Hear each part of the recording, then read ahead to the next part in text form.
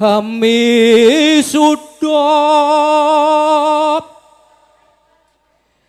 ing ari puniki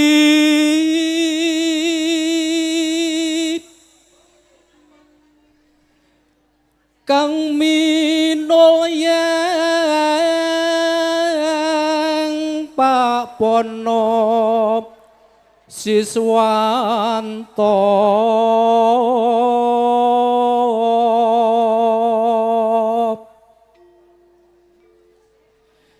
kang garwa lan keluargane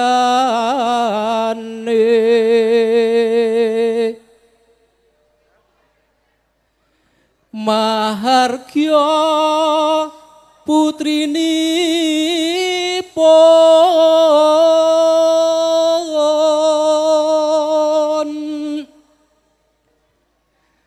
Sang Tyahayu Rahmawati kang wus kajatu krama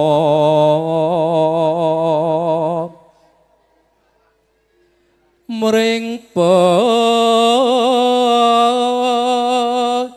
pujanipun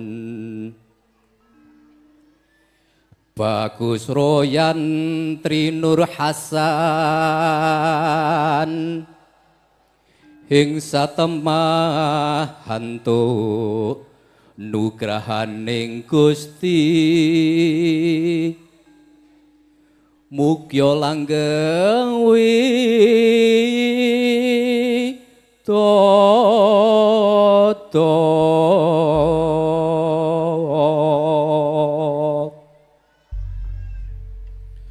para tamu pahargyan ingkang wengku Bapa Pono Siswanto nedya kapurwakan murih kang saring sedya siang dalu Bapa Pono Siswanto sekulawarga tansah sumarah tumadah mring Gusti Kang Maha Murah.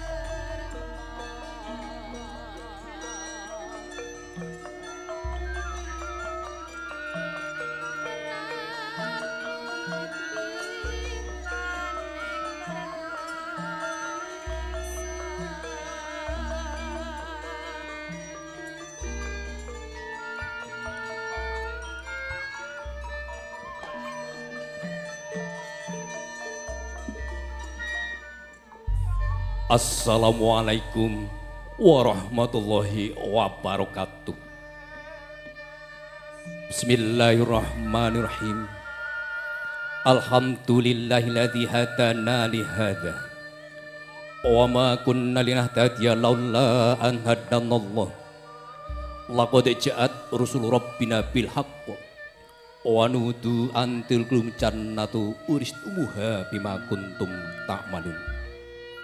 Asyhadu an la ilaha illallah wa asyhadu anna Muhammadan abduhu wa rasuluh sallallahu alaihi wasallam wa ala alihi washabihi amma ba'da. Marsudi ing reh budaya karana luhuring budaya dadi ukuraning jiwa Jawi. Para sesepuh lan para pinesepuh yang tuhu binektenan, para tamu kakung miwah putri ingkang winingking karahayun,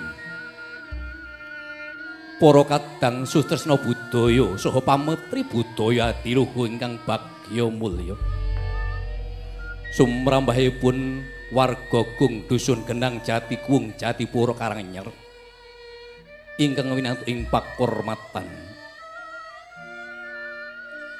Sasampunipun panjenengan sedaya lan kula sami pinanggih wilujeng Sumangga nun sami sesarangan munjukaken raos puji syukur wonten ngarsa dalem Allah. Inggih awit nugraha ingkang sampun kapatedhakaken dumateng panjenengan sedaya lan kula.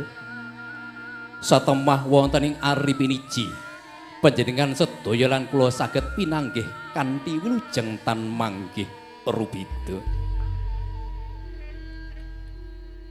Para tamu wonten ing dinten pinilih piniji minggu pon ya radite Palguna Surya kaping 3 setunggal Mei 2026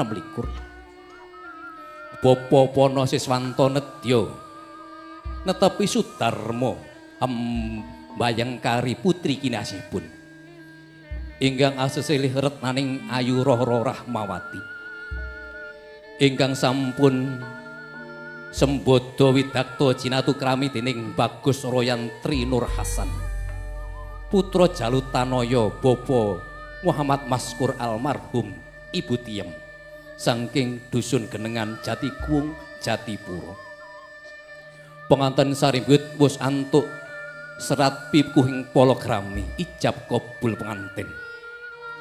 Antuk nugrahing Gusti Kang Maha Kawasa jinurung donga pangestu para tamu saha para sesepuh ingkang rawuh tumataing tata cara ijab kabul lumampah tan manggih rubida pandonga ingkang kon suwun mugi panganten sekalian dadosa keluarga ingkang bagya mulya lumastari ngantos kaki-kaki lan ninidatan ana kang bisa misahake kejaba pestine Gusti Kang Maha Suci.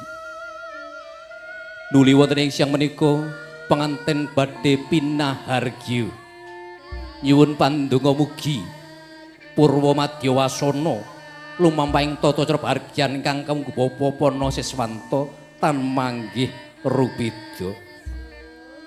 Tumuli kula waosaken urut rencaning tata cara ing badhe lumampah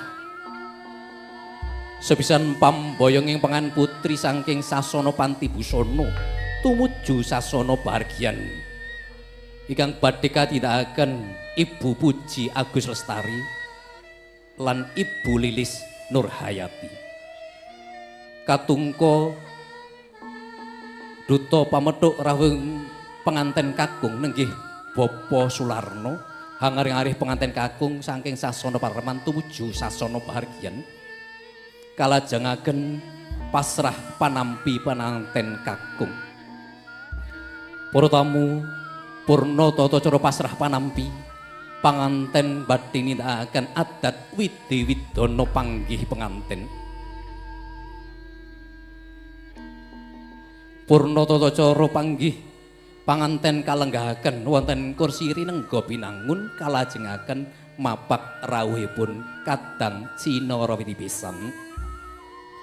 Hamba bilih Kadang Cinara Widipisan sampun lenggah satata ugi Rama Ibu badhe kalaksanan pandonga syukur ingkang kasuwene mangke kaimaman Bapa Mulyadi. Purna pandonga syukur para kadang muda manunggal badhe ngaturaken salam kabagyan ming penganten sarimbit kalajengaken sungkem pangabekten. Purna tata cara sungkem pangabekten badhe lumaksana beksan saking Persinas Asap kalajengaken tata cara atur pambagi harja. Purna tata cara harja poto pakurmatan poto pinilih saha poto pangeston. Para tamu mongko tengara purnaning tata cara bargyan ingkang mengku Bapa Pana Siswanto bilih penganten sarimbit Rama Ibu kekalihipun kajeng karaken saking kursi nrengga tumuju korining pawiwahan saperlu tangkep asta nguntapaken kunduripun para tamu. Mekaten semanten menggah utut renceng tata cara ing sampun karancang dening para keluarga lan para kadang krida dharma nuwun.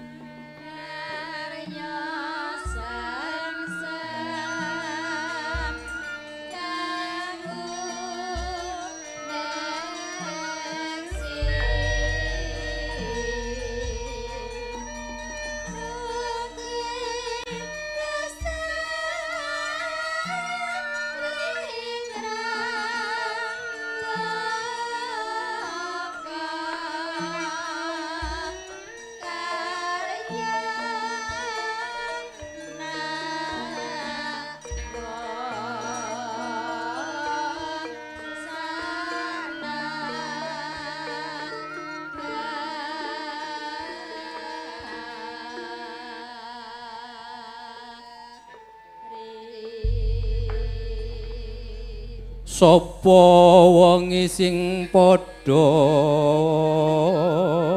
syukur marang nikmating Pangeran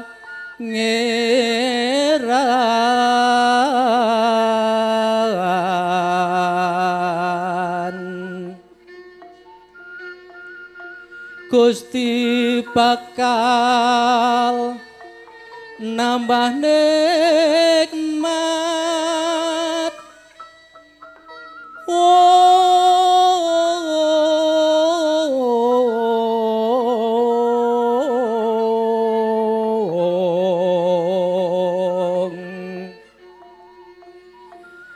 nanging yen to padha kufur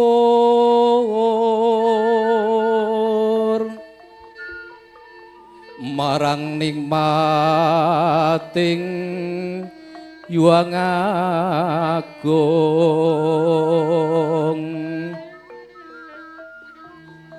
Gusti bakal paring bebendu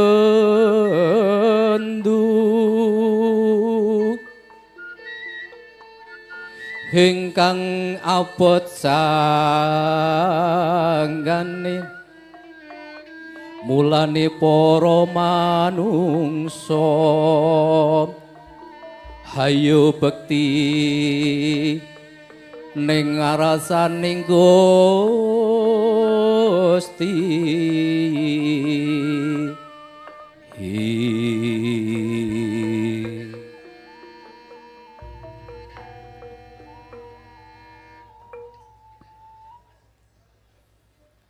kanthi nyuwun nugragung Gusti Kang Maha Murah paringgan kangge Bapa Siswanto tinarbuka kanthi waosan basmalah Bismillahirrahmanirrahim